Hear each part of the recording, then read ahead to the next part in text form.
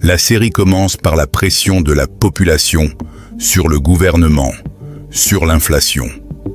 Deux binômes, tueurs à gages, du network du mettre pression sur un vendeur de BD sur la recherche d'un manuscrit prénommé Utopia, écrit par un scientifique, les tuant quand ils n'arrivent pas à leur fin, un BD apparent qui est un roman graphique du projet Utopia.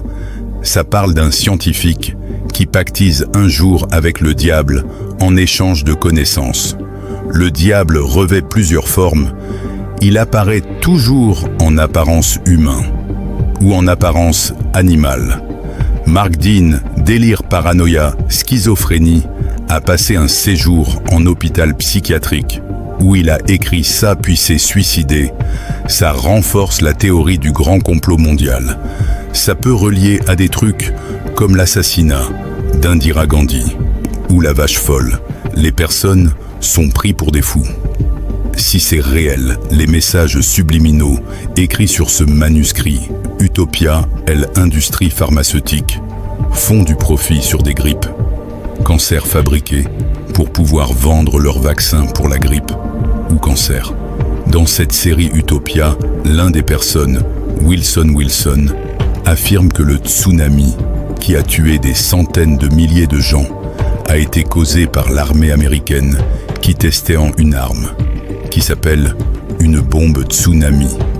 Une bombe A, placée sous un fond sous-marin, la technique date de la Deuxième Guerre mondiale et affirme par sa théorie qu'on vit sur une planète avec des ressources qui diminuent, en faisant comprendre que dans le livre Utopia, que c'est prouvé, Wilson effaçait toute trace de son existence et de ses recherches sur le web.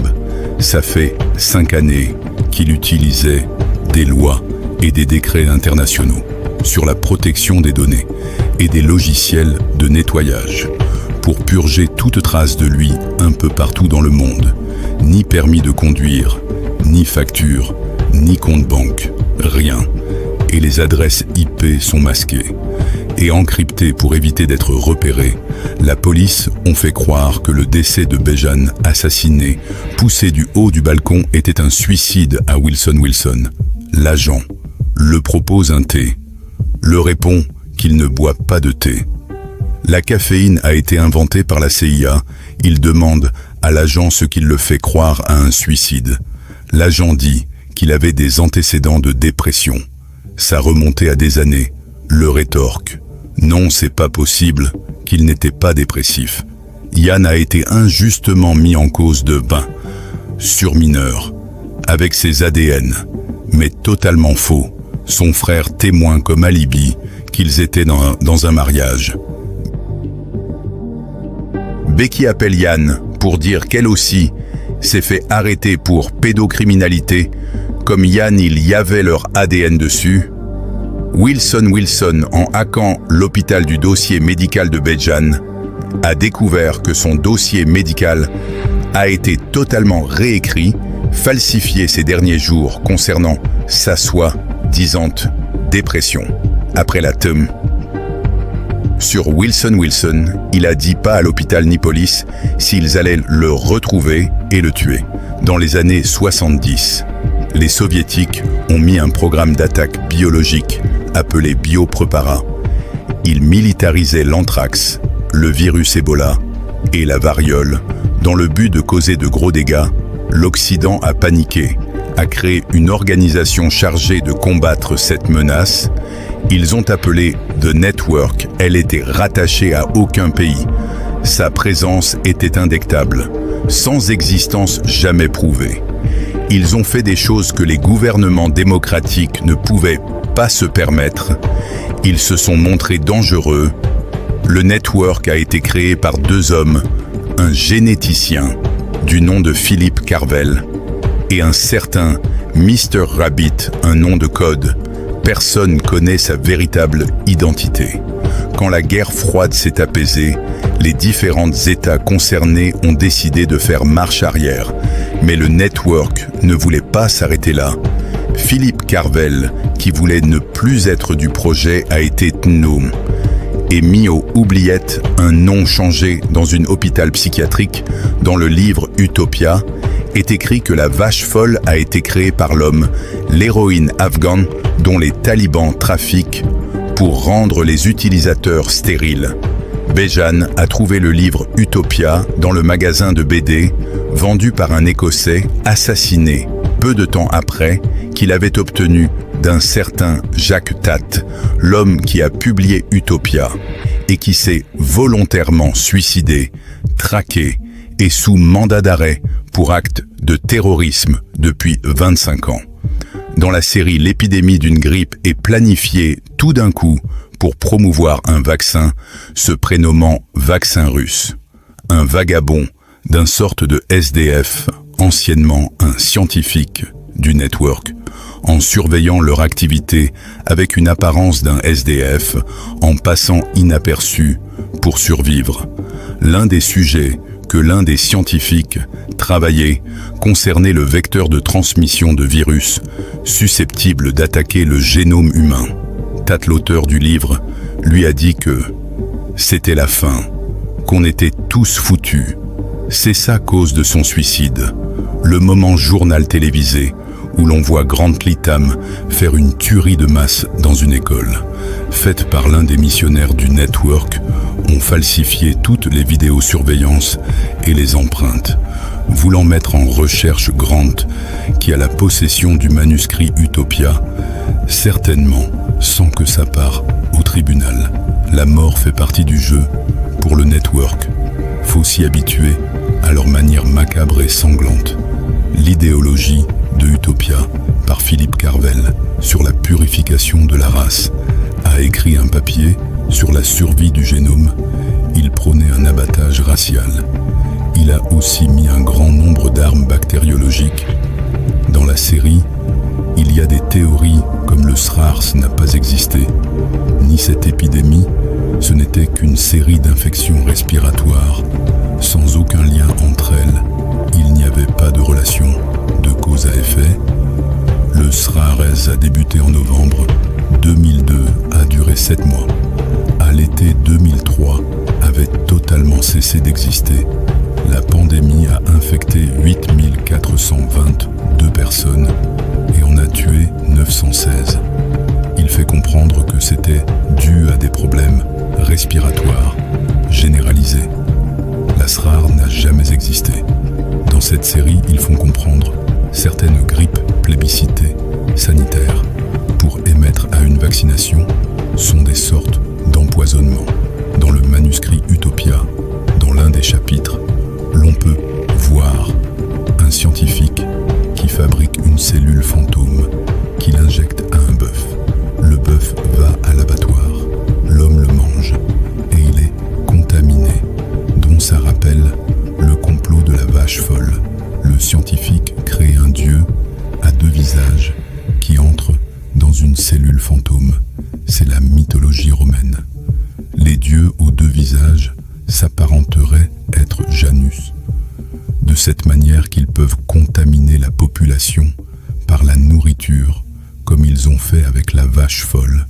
Les contrôles peut-être ne pas être détectables, une maladie qui peut toucher certaines races et pas d'autres, et peuvent produire un virus grippal et la planquer dans la nourriture.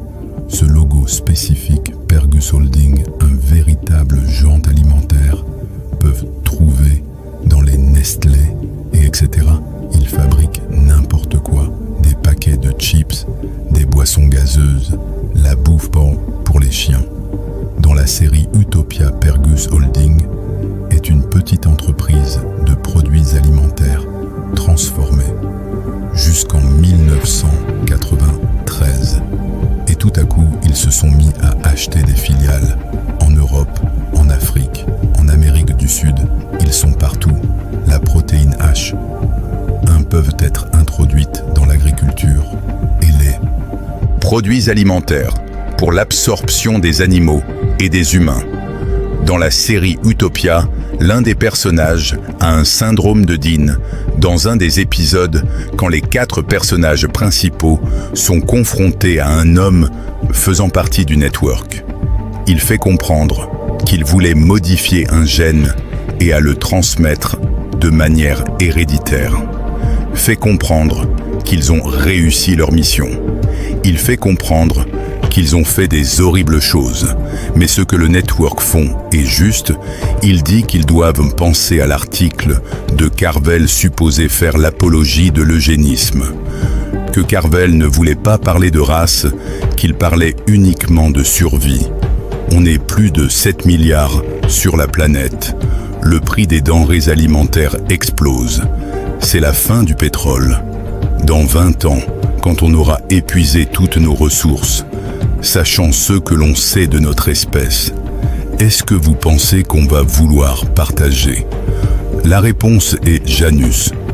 Janus consiste à une protéine associée à une acide aminé. Des éléments inoffensifs quand on ne l'on combine pas. Mais associés chez un patient, ils agissent comme un déclencheur génétique et empêchent une division chromosomique. La cellule ciblée ne peut plus dupliquer son patrimoine génétique. Et de ce fait, il ne remplit plus son rôle.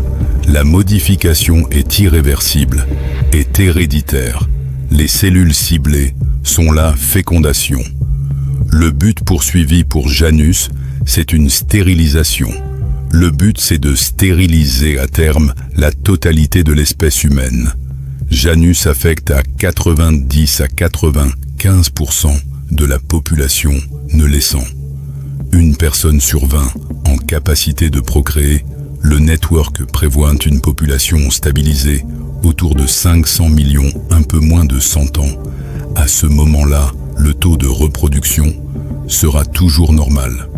Mais sur une planète où il y aura plus d'espace, il fait comprendre que c'est ne rien faire qui est un génocide.